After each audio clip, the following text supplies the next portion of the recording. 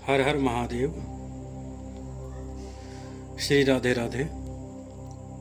श्रावण मास के दिव्य उपलक्ष्य में चल रहे शिव भक्त माल का दिव्य सत्र, उसी के अंतर्गत आज कथा है महाराज भर्तृहरि की, जो लगभग 2000 वर्षों पूर्व मालवा प्रांत, जिसे आज उज्जैन नाम से जाना जाता है, वहीं के राजा थे महाराज भर्तृहरि। भर्तृहरि बड़े श्रेष्ठ योगी थे, बड़े श्रेष्ठ राजा थे और नीतिज्ञ भी बहुत श्रेष्ठ थे। विक्रमादित्य जी महाराज के ज्येष्ठ थे, अग्रज थे, बड़े भाई थे। नीति निपुण और न्यायपारायण, विद्वान और अपनी प्रजा को पुत्र के समान प्रेम करने वाले थे। उनके राज्य में सभी अपने अपने अधिकारों को प्राप्त करते थे, उसका उपभोग करते थे, अपने अपने अधिकार का परिश्रम करते थे। चोर या डाकू, जो भी उपद्रवी तत्व थे, वो उनके समय में सक्रिय नहीं थे। ऐतिहासिक दृष्टि से उस समय बौद्ध धर्म का प्रचार बड़े ही तीव्र रूप से चल रहा था। हर ओर बौद्धों का विकास हो रहा था। उस बौद्ध काल में महाराज भर्तृहरि जी की खूब चलती थी और उनके यहाँ बौद्धों की नहीं चल पाती थी। देवी देवताओं पर विशेष विश्वास रखने वाली इनकी प्रजा बौद्ध मत के जितने अनुयायी थे, उन सबकी दाल नहीं गलने देते अपने यहाँ। विद्वान होते थे किसी भी प्रसंग पर, जैसे बौद्धों का कोई भी प्रसंग आता तो उसका खंडन करके अपने सनातन धर्म का मंडन करते, स्थापित करते। और महाराज भर्तृहरि का अनुकरण करके कितने बौद्ध शैव, शिव की आराधना करने वाले और सनातन धर्म को ग्रहण किया बौद्धों ने, इतने श्रेष्ठ और इतने कुशल राजा थे। और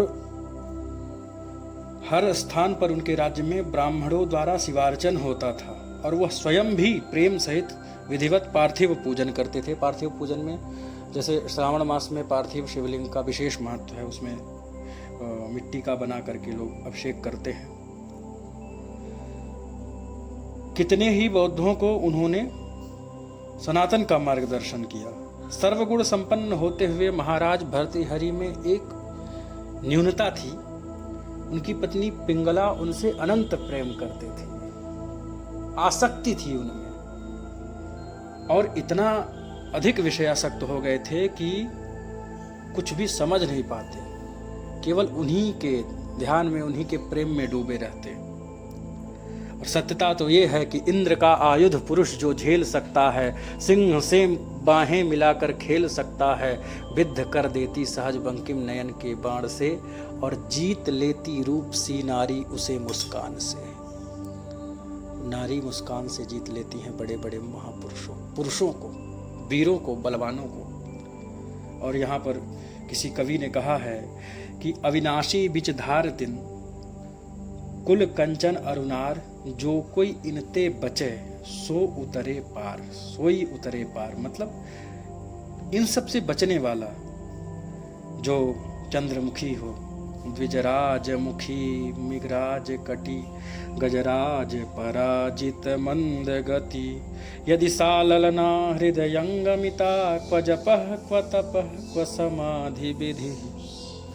चंद्रमुखी सिंह के समान पतली कमर वाली, हाथी के समान मंद मंद गति से चलने वाली स्त्री, चंचल चलायमान नेत्र, कटाक्ष करती कटीली भौहें, मानो मेघों को धारण कर लिया हो अपने केशों में जिसने, मानो चंद्रमा को अवस्थित कर लिया हो जिसने अपने नेत्रों में, बिंब फल के सदृश जिसके अधर हों, और आषाढ़ मास में पके हुए अतिरस युक्त आम्र फल की बात जिनके कपोल हों सुंदर अद्भुत। और ऐसी गति वाली स्त्री जिसके हृदय में बस जाए, उसका जप और तप और समाधि कैसे हो सकता है। गंभीर प्रकृति का पुरुष भी विचलित मन होकर के अपने ध्येय से परांगमुख हो जाता है। ठीक यही दशा महाराज की भी होने लगी। जब प्राण प्रिया पिंगला के कुकृत्यों का उनको पता चला, तब उनके हृदय में उनके प्रति घृणा हुई। उसी दिन से राजा के हृदय में एक विशेष प्रकार का वैराग्य हो आया। घटना ऐसी थी कि एक संत के माध्यम से महाराज भर्तृहरि को एक फल प्राप्त हुआ। संत ने कहा इसको खाने वाले की आयु दीर्घ होगी और राजन तुम खाओ और तुमको श्रेष्ठ राजा हो, अच्छे से प्रजा का पालन करोगे और दीर्घजीवी होगे। वह फल उनके मन में आया कि मेरी पत्नी पिंगला जिसको मैं अनंत प्रेम करता हूँ, मेरे अंत काल में वह मेरे साथ रहेगी, दीर्घजीवी होगी, उसके समक्ष मेरा यह देह त्याग होगा, इससे बड़ा सौभाग्य क्या होगा मेरा। उन्होंने वह फल अपनी पत्नी को दिया। पत्नी प्रेम करती थी, एक घुड़साले में सेवक जो है सैनिक उससे प्रेम करती थी। उसने भी सोचा मेरा प्रियतम जीवित रहे, दीर्घजीवी हो, उन्होंने उसको दे दिया। और वह भी एक वेश्या से प्रेम करता था सैनिक, वह उस फल को वेश्या को दे दिया। और वह वेश्या राजा के प्रति आसक्त थी, क्योंकि राजा श्रेष्ठ धर्मात्मा था। उस वेश्या ने सोचा कि ये राजा दीर्घजीवी होगा तो प्रजा का पालन सम्यक रूप से करेगा। और परिणाम ये हुआ कि उस वेश्या ने ले जा करके वह फल राजा को दिया। राजा के पास वही फल वेश्या के करकमलों से आया। राजा ने गुप्तचरों के द्वारा पता लगाया, क्योंकि स्तब्ध रह गए, समझ न सके ये हो क्या रहा है। तो गुप्तचरों के माध्यम से पता चला कि यह फल किन किन जगहों पे जाकर के इनके पास आया है। बलात् उनके मुखारविंद से एक दिव्य श्लोक निकला, याम चिंतयामि सततम मयि सा विरक्ता साप्यन्नमिच्छति जनम सजनोन्यसक्तः अस्मत्कृते च परितुष्यति काचिदन्याधिक तंच तंच मदनंच इमांच मांच।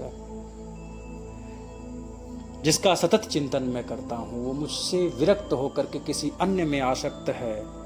और इतना ही नहीं, वह जिसमें आसक्त है वह किसी और में आसक्ति रखता है, और वो जिसमें आसक्त है वो मुझ में आसक्त है। धिक्कार है इन सभी को, धिक्कार है मुझे भी, और धिक्कार है इन सबको कराने वाले कामदेव को। सबको धिक्कार करके सहज ही उनके मन में वैराग्य हो आया और संसार से ऐसी घृणा हो गई कि जिससे उन्हें विषय भोग विषैले सर्प की भांति प्रतीत होने लगते। पिंगला के वे सभी गुण दोष के रूप में परिवर्तित हो गए। जब हृदय में प्रेम समाप्त होता है ना महोदय, तो सच्चाई सामने आ जाती है। प्रेम के आवरण से, नेत्रों पर प्रेम का जो आवरण था जिससे प्रियतम में कोई दोष त्रुटि नहीं दिखती थी, उनकी गलतियों में भी गलती नहीं दिखता था, प्रेम का आवरण हटा, सच्चाई सामने आई। सारे गुण जो दिखते थे वो सब दोष थे, और वो दोष, वह सौंदर्य भी दोष लगने लग गया। और इसके छल छिद्र युक्त कपट व्यवहार पापोत्पादक जानकर वे दुखी हुए। इसलिए नाशवान सांसारिक संसार को, क्षणिक सुखों को छोड़कर अविनाशी नित्य सतचित आनंदमय भगवान महेश्वर की आराधना करने लगे। और भगवान शंकर की ही कृपा से उनको पवित्र ज्ञान भास्कर के समान पृथ्वी पर चमकने योग्य बना दिया। भगवान शंकर की ही कृपा है। अहुवा हारे वा बलवती रिपौवा सुहृदि वा मणौवा लोष्ठे वा कुसुम शयने वा दृशदि वा त्रिडे वा स्त्रैणे वा मम समदिशो यान्तु दिवसाः सदा पुण्ये रण्ये शिव शिव शिवेति प्रजपतः। शिव शिव जपने वाले पुरुष ही धन्य हैं। उनको सांसारिक विषय वासना कदापि नहीं व्याप्त कर सकती, अपने में जोड़ सकती, फंसा सकती।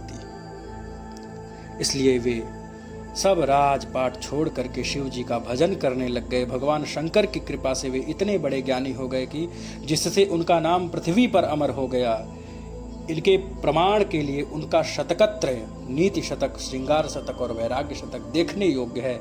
यहाँ पर मैं भक्तों के विनोद के लिए वैराग्य शतक के कुछ पद उद्धृत करता हूँ, एक दो श्लोक गा देता हूँ कि गंगा तीरे हिमगिरिशिला बद्ध पद्मासनस्य ब्रह्मध्यानाभ्यसन विधिना योग निद्रां गतस्य किं तैर्भाव्यं मम सुदिवसैर् यत्र ते निर्विशंका कंडूयन्ते जरठ हरिणा श्रृंगमंगे मदीये।